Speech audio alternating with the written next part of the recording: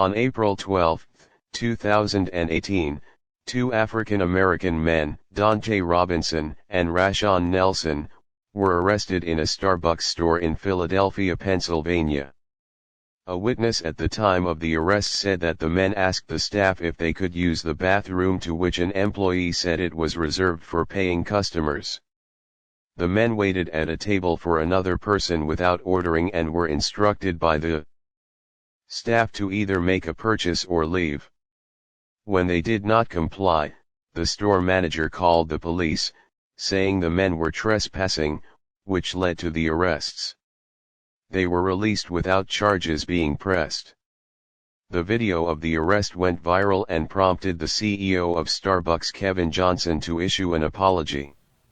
On ABC's Good Morning America, Johnson appeared for an interview and expressed his desire to meet with the men in person to apologize.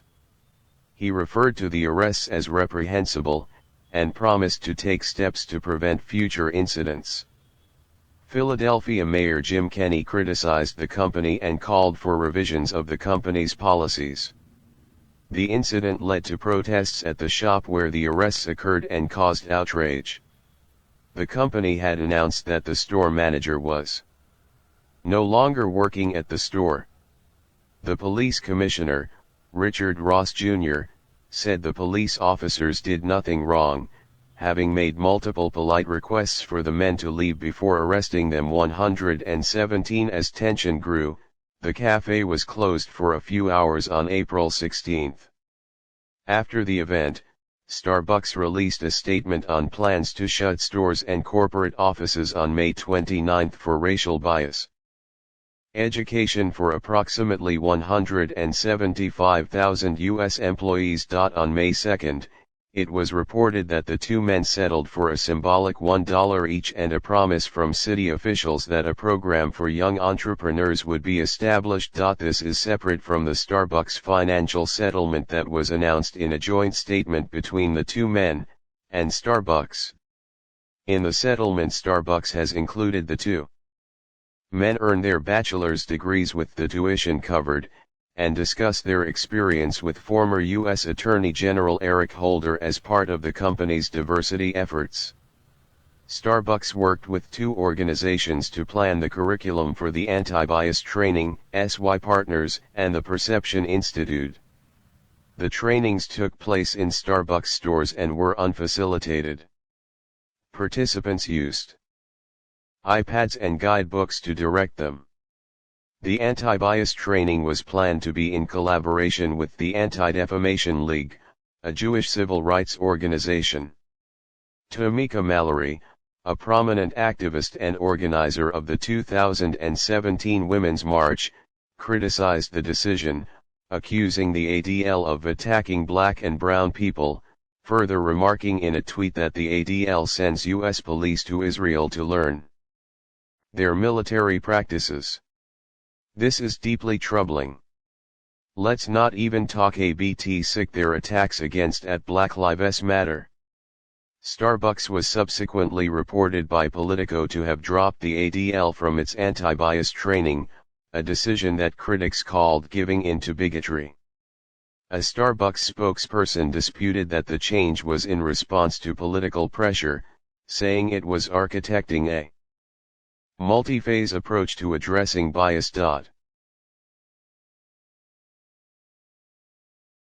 Gayle King is in Philadelphia this morning, where she had an interview with Starbucks Executive Chairman Howard Schultz about the company's plan to train its workers to avoid bias.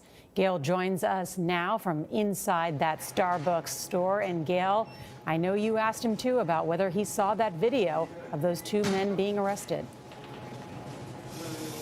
Nora, you're right. You know me very well. Video showing that arrest has now been seen worldwide.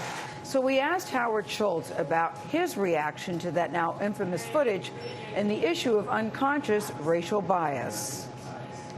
I first saw it on Friday. I couldn't believe it. I was sick to my stomach. I was embarrassed. I was ashamed.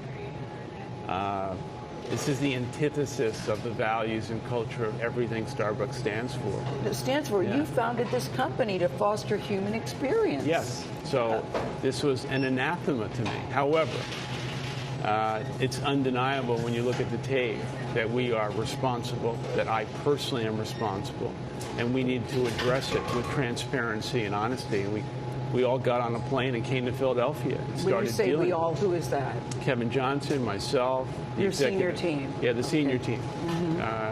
And I think this was a galvanizing moment for the entire company. We have issues in our company that we need to recognize. And in recognizing that, we decided we're going to close every single store at great expense for retraining. But it won't stop there. We have been on a journey to talk about race in America. It's a very difficult subject. Yeah. Race, talking about race makes people very uncomfortable, Howard. But you say, let's go there. I think, the country has systemic issues. Certainly there's a great divide in the country. There's a great divide around race in America. I'm not saying that Starbucks in any way has an antidote to fix it, but perhaps we can use this moment as a healing moment for our company. And in doing so, given the fact that we serve so many millions of people and employ hundreds of thousands of people, we can use this as an opportunity to educate them. You just said when you looked at the tape, you were heartsick. But did you think it was an isolated incident? And I'm asking that because now I'm hearing more and more stories from people I know, strangers on the street are saying, you know what? I had an incident at Starbucks. I'm not surprised to hear this. I think it's possible that given the level of unconscious bias that exists in America and how systemic this problem is in the country, that this is not an isolated situation. And if it's not, we will deal with every one of them. I want to personally apologize for anyone who has ever felt anything other than respect and dignity in our stores. And I've said publicly for years that regardless of the color of your skin, your sexual orientation, your politics, you are welcome at Starbucks. What does Starbucks plan to do to make people more accountable to these kind of incidents? We're reviewing every single policy, and we're communicating directly with our people so that they understand that calling 911 because two African American young men are sitting in our stores is absolutely the wrong thing to do. What is the definition of trespassing in Starbucks? I mean, people come in here all the time. Some of them are eating Starbucks things, some of them aren't. What is the definition of trespassing? This is a place where everybody comes. Nobody should be asked to leave Starbucks. Now, this is the third place between home and work.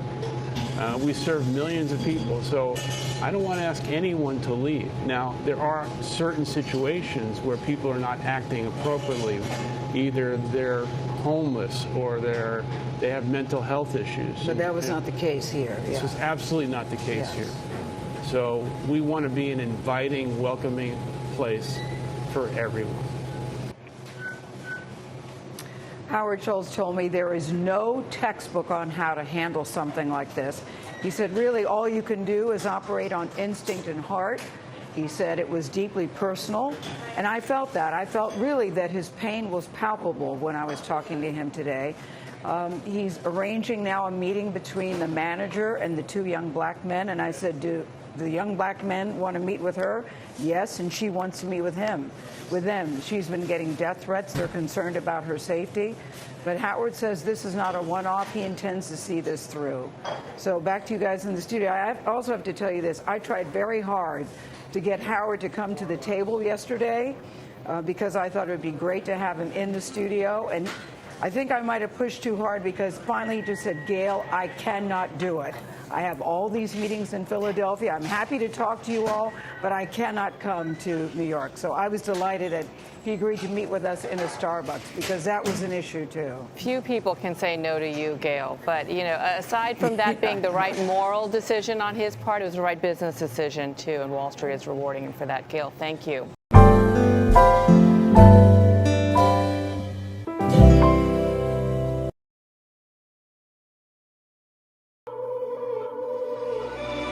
I done been around the world, ain't nobody else that could do it like us with nobody help. When the chips about to fall and I back against the wall, know it's only one place I call. All roads lead home. Home. Home. Yeah. All roads lead home. Home.